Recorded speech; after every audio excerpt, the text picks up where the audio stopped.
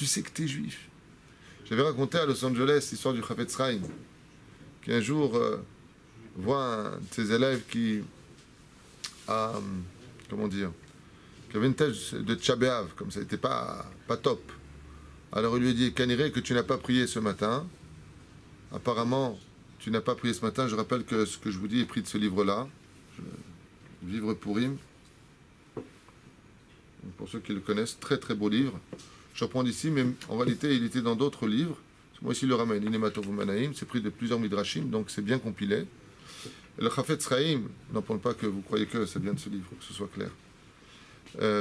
Il lui a dit, apparemment, tu n'as pas bien prié ce matin. Il lui a dit, si, j'ai prié. Il lui a dit, non, c'est impossible, parce que si tu étais arrivé à Baruch Ata Hashem Elokeinu Melech Haolam Shelo Asani Goy, et que ton esprit était relié à ta bouche, tu n'aurais jamais pu être triste de la journée. Et c'est la raison pour laquelle qu'on dit Mishinichnas Av, Mishinichnas Adar, Memaatim Besimcha, Mishinichnas Av, Memaatim Besimcha. Quel rapport? Pourquoi est-ce que quand le mois de Hadar rentre, on doit rajouter de la joie? Sur quoi? Parce qu'on dit tous les jours Baruch Ata Hashem Elokeinu Melech Haolam Asher Bahar Ban Mikol Ha'amim. Tu nous as choisis parmi toutes les nations du monde. Mais alors c'est toute l'année qu'on doit être heureux. Il dit non. Ça c'est sûr que tu dois être heureux toute l'année d'être juif. Mais la fête du juif, c'est quand? C'est Purim. C'est pour ça qu'on se déguise. Même si tu vois avec tes yeux des juifs qui ne sont pas des bons juifs, c'est qu'un déguisement. À l'intérieur, il y a Dieu. À l'intérieur de lui, il y a Akadosh Baruch Hu. C'est une des raisons pour lesquelles on se déguise. On verra ça plus tard, pour les déguisements. Avant le Mordechai et Yehudi, pourquoi est-ce que Bémet, on est Marbim Besimcha? Qu'est-ce que moi, je pourrais avoir de plus aujourd'hui, d'être plus heureux que les autres mois de l'année? Parce que c'est le mois où Akadosh Baruch Hu, il dit quoi? Il dit au peuple juif, messieurs, vous êtes juifs. Vous êtes juifs. Atem Yehudim. Vous avez le nom de Dieu avec vous. Hachem est avec vous. Constamment. Vous le voyez, Baruch Hashem, quand les juifs s'installent dans un endroit où il n'y a pas de bracha, ils viennent s'installer, il y a la bracha. Et le mec, il ne va pas, Haz Shalom, faire Shabbat, il ne va pas spécialement manger kasher, il aura la belle maison, il va ouvrir Baruch Hashem des centres, il va engager beaucoup de goïms, de non-juifs qui vont travailler avec lui. Par exemple, aux États-Unis, les non-juifs adorent travailler avec les juifs. Ils savent qu'ils vont être payés, ils savent que tout se passe bien. Tout se passe bien, ils aiment travailler avec nous. Même les Arabes adorent travailler avec nous. Parce qu'ils savent qu'on est honnête avec eux. On paye en temps, on n'a pas d'insultes, on n'est pas méchant. On est bon. Pourquoi on est bon? Je connaissais quelqu'un, il avait des ouvriers pakistanais et il mangeait un sandwich pas cachère, on va dire ça comme ça, dans un bistrot à Paris. Mais c'est un bon juif. C'est un juif. Je sais pas si vous comprenez. Même les juifs les plus assimilés, les plus loin de tous, c'est la halbena. Quand est-ce qu'ils commencent à briller? Quand ils sont unis. Et c'est pour ça qu'à la fête de Purim, comme Baruch Hashem, on va tous s'unir dans les synagogues, les grands, les petits. Et cette union monte si fort que même les femmes peuvent compter dans le minyan. Elle monte tellement haute, cette ardoute. Vaïtala yudim ora vesasson. Vas-y, ora vesasson, je t'abarre chez moi là. Ora vesimcha vesasson veikar slecha. Pour te dire que toute la joie vient quand le peuple d'Israël retourne sur sa terre. Alors vous avez compris, aujourd'hui, c'est quoi le rendez-vous de l'Alia en Eretz Israël? Quand tu fais ta Alia en Eretz Israël, commence pas à dire, comme un imbécile qui comprend rien à sa vie, là-bas, il n'y a pas de religieux, il y a des ceci, il y a des cela, il y a un peuple, baba. Il suffit simplement qu'on s'aime les uns les autres, c'est la Géoula tout de suite. Parce qu'on est, Kenos et Kol Yehudim, réunis tous les juifs. Vous vous rendez compte ce que c'est la force de vivre en Israël? C'est le pays ici où on peut dire on est unis. Vous comprenez ça? Pas compris. Voilà. C'est pour ça que la première victoire contre Aman a été la victoire de l'union du peuple d'Israël. Les Bnei Israël comprirent qu'ils devaient tous être ensemble. Et qu'est-ce qui a d'ailleurs été la cause de la perdition du peuple d'Israël? C'est parce qu'ils ont profité du repas d'Achashverosh. Quel était le but d'Achashverosh? De les assimiler. Par quel biais? L'opposition. Et si tu regardes bien, ils se sont tous opposés, l'un aux autres, les uns aux autres. Une partie du peuple disait il faut y aller, l'autre partie disait il ne faut pas y aller. Mordechai dit il ne faut pas y aller, ils n'ont pas écouté. Il y a une scission dans le peuple d'Israël. Vous savez, quand on parle de la redoute du peuple d'Israël, il y a un très très bel exemple entre Rabban Shimon ben Gamiel et Rabbi Yoshua. La Gemara nous dit que les deux grands personnages qui étaient le Av Beddin et le prince de la Torah à cette époque des Tanaïm étaient particulièrement forts dans l'astrologie. Et Rabbi Yoshua avait déclaré que Yom Kippourim tomberait tel et tel jour par rapport à la Néomi. Il faut savoir quand est-ce que c'est Rosh Chodesh. Rabban Shimon ben Gamiel, il a déclaré que c'était un autre jour juste à côté. Comme tu dirais le lundi et le mardi, peu importe. Et qu'est-ce qu'a fait Rabban Shimon ben Gamiel, qui était le prince de la Torah? Il a dit à Rabbi Yoshua, toi qui dis que c'est un jour avant moi, je te demande de venir avec ta trousse de travail, avec ton bâton, avec ta bourse accrochée à ton manteau, à ta djellaba, ouais, à ta corde, je sais pas comment on appelle ça, peu importe, à ta ceinture. Personne ne m'aide ici. Hein. Je trouve tous les mots tout seul, je me débrouille tout seul. Ouais. Et il lui a demandé pas que ça. Hein? En anglais. Belt. Un belt. Et il lui a demandé, le jour où toi tu as déclaré que c'était Yom Kippourim, je te demande de passer dans toutes les rues de Jérusalem afin que tout le monde voit que tu as enfreint le jour que toi tu as déclaré comme Yom Kippour. Il lui a dit, Rabbi Yoshua, mais je ne me trompe pas, c'est moi qui ai raison. Le jour de Rosh Chodesh, c'est pas comme tu as dit, c'est un jour avant. Et il lui a répondu, c'est ce que moi je t'ordonne de faire. Qu'est-ce qu'a fait Rabbi Yoshua? Il a pris sa trousse de travail, il a pris sa bourse, il a pris son bâton, et il s'est promené dans toutes les rues le jour à la veille de Kippour, le jour où lui avait déclaré que c'était Kippour. Et voilà que le lendemain soir, Rabban Shimon ben Gamiel déclare à tout le peuple d'Israël de jeûner pour Kippour, et ils se sont tous mis à jeûner, y compris Rabbi Yoshua. Quand est venu Rabbi Yoshua dans le Beth Midrash de Rabban Shimon ben Gamiel, il s'est levé devant lui, et il lui a dit, Shalom Rabbi Omori, mon maître, mon ami. Il lui dit, il n'y a pas plus grand que toi, qui a préféré annuler le Hémet, son Hémet, pour que le peuple d'Israël ne soit pas séparé en deux. Parce que toi, tu es une sommité. Si tu avais dit que c'était Yom Kippour lundi, et que moi jeudi, mardi, je suis aussi une sommité, qu'est-ce qui se serait passé pour le peuple d'Israël? La destruction du monde. Il y aurait une partie qui aurait fait le et l'autre qui aurait fait le mardi. Alors regardez, c'est quoi Kippour? Regardez, c'est Pourim. À Pourim, on fait 2 jours. Il y a ceux qui vont faire le 14 et il y a ceux qui vont faire le 15. Mais on voit que quand il y a une union qui nous unit par la joie, même si on ne fait pas le même jour la fête, on est dans un seul et unique jour. Tout ça par la force de quoi?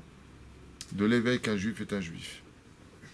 Vous savez quand est-ce qu'on se rend compte de la valeur des juifs? Quand tu te retrouves perdu dans un pays où tu es hostilement regardé parmi les nations du monde, et tu vois un juif, tu vois un frère tout de suite, tu vois quelqu'un de ta famille, tout de suite.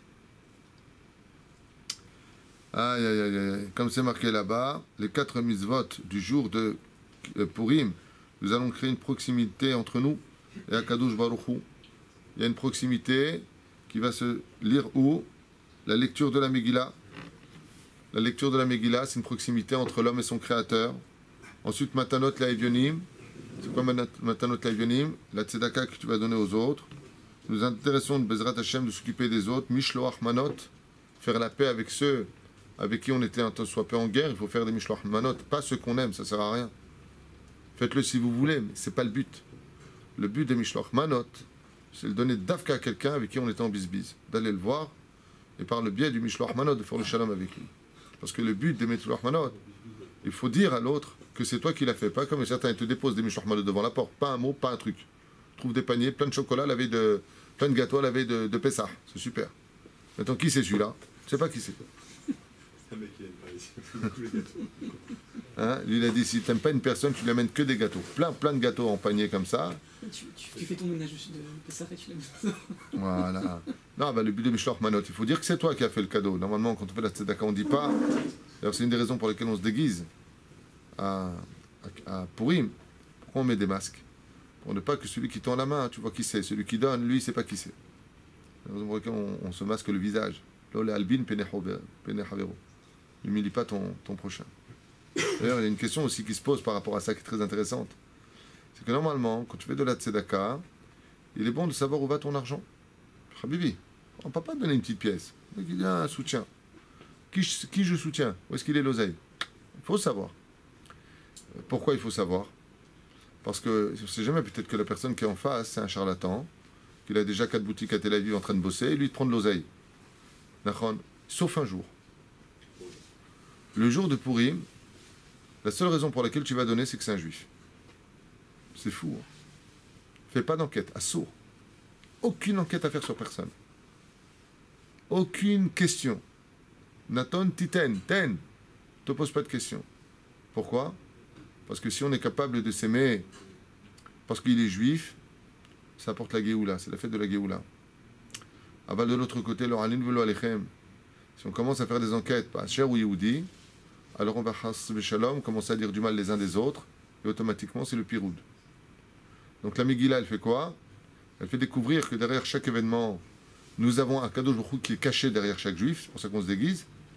Tandis que le Lashon Hara, c'est refuser de voir Dieu derrière le juif et de détruire le juif, comme je l'ai dit aux États-Unis sur le cours sur le Lashon Hara, que les nations du monde se servent à chaque fois du mal de ce que nous sortons de nos bouches pour nous accuser le jour de Rosh Hashanah en disant « Tes enfants sont pourris. Toi, ça ne m'étonne pas que tu le dises, tu n'aimes pas mes enfants, dit Hachem. Ah, Ishmaël, il n'aime pas les enfants d'Israël. Très bien. Esav, il n'aime pas les enfants d'Israël. Très bien. Il dit, de l'autre côté, qu'est-ce que fait Ishmaël? Il dit, mais j'ai pas de problème. Je vais te mettre en retour. Après, il m'y plaît. Et qu'est-ce qu'il entend après? Il entend Moshe qui dit du mal de Lévi. Il dit, alors maintenant, qu'est-ce que tu dis? Moi, je dis qu'ils sont pourris. Et ton fils, il dit de son frère qu'il est pourri. Ça, c'est le piroud. Ça, c'est le piroud du peuple d'Israël. Pour ça qu'à Purim, on ne fait pas du tout abstraction de tout ça. On donne à tout le monde pour une seule et unique raison, c'est qu'il est juif. Il y avait une histoire que j'avais lue il y a très longtemps de cela dans le livre Avatraïm, qui n'est pas de ce livre-là, qui raconte l'histoire d'un homme qui était loin de la Torah, loin des mitzvot. Je ne sais pas si tu imagines, il était loin de tout. Seulement, tout ce qui touchait, c'était de l'or. Il a vécu très très âgé. Vous vous rappelez de cette histoire? On avait une tante et il se cachait pour avoir qui donnait ça. Ah, c'est un peu ça, c'est un peu loin du compte. Donc tu te rappelles de l'ombre de l'histoire. Donc moi je vais raconter l'histoire elle-même, Yatikouéjik. Cet homme-là, c'est un homme qui vivait en Russie. Il était très très loin de tout ce qui touche à la Yahadout. Tout ce qui touche au judaïsme, il était loin. Les Chachamim se sont intéressés à lui, les Rabbanim là-bas se sont intéressés à lui en pensant découvrir quel était le srout qu'il avait de vivre sans maladie, de vivre aussi longtemps, d'être aussi riche, d'être aussi prospère, une femme merveilleuse, des enfants qui, non religieux, mais tout de même de bonne renommée. Ils se sont intéressés à ces mitzvot. Ils ont vu qu'ils faisaient aucune mitzvah, ils faisaient même pas Hanouka. Sauf une. Tous les Purim, il avait fait lever 10 petites tentes, sur lesquelles d'un côté, quand tu venais de l'autre côté, il y avait un panier, après il y avait un rideau, et le panier venait de l'autre côté du rideau. Et qu'il y avait de l'autre côté du rideau? Des serviteurs. Cet homme-là ordonnait que toutes les 24 heures de Purim, il verse constamment de l'argent dans cette panière. Donc il y avait à peu près 10 tentes. Tu rentrais comme une espèce de... Ouais, 10 tentes. Hein? Un isoloir. Un isoloir, merci. C'est vraiment que personne ne bouge. On regardait comme ça, style, les réponses sont chez moi. Un isoloir, d'accord? Et il mettait dans son sac autant d'argent qu'il le voulait. Si la panière était vide, le serviteur de l'autre côté remplissait. C'était sa mitzvah dans l'année. Il ne cessait de donner le sourire à des centaines, voire des milliers de pauvres qui venaient taper à sa porte. C'était sa seule et unique action dans sa vie. Tous les Purim, il savait qu'il perdrait, qu'il donnerait des millions et des millions de roubles. Des millions de roubles. Et si ça se vidait, il re-remplissait. En salaire de cela, Kadosh Baruch Hu lui donnait une vie incommensurable. Pourquoi? Béhémet.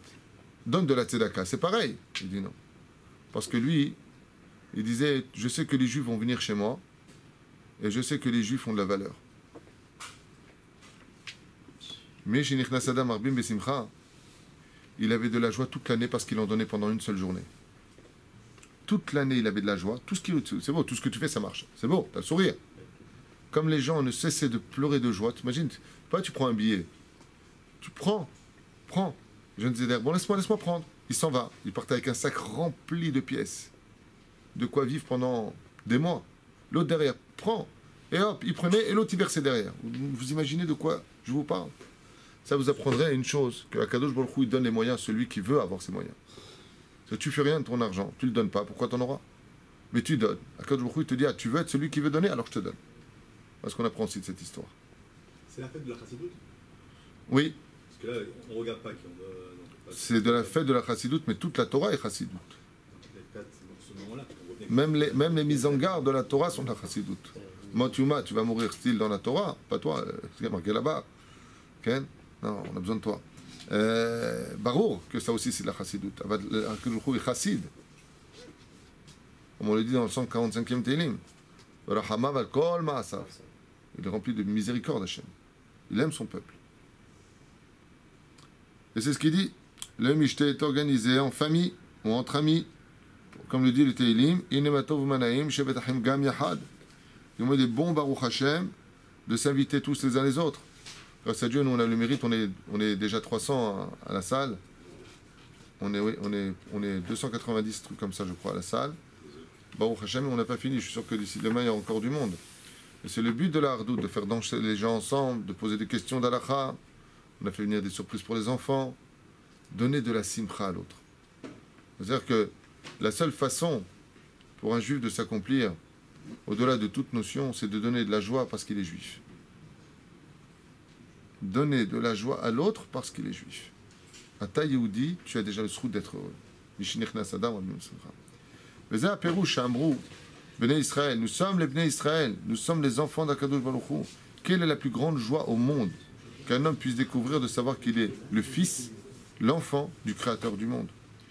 C'est lorsqu'il verra que tous ses enfants, et d'ailleurs la preuve en est. J'aimerais juste vous faire une parenthèse à propos de la théologie chrétienne. C'est que nos chers amis les chrétiens, pourquoi est-ce qu'ils ont cru que JC, que leur Jésus, il était le Fils de Dieu?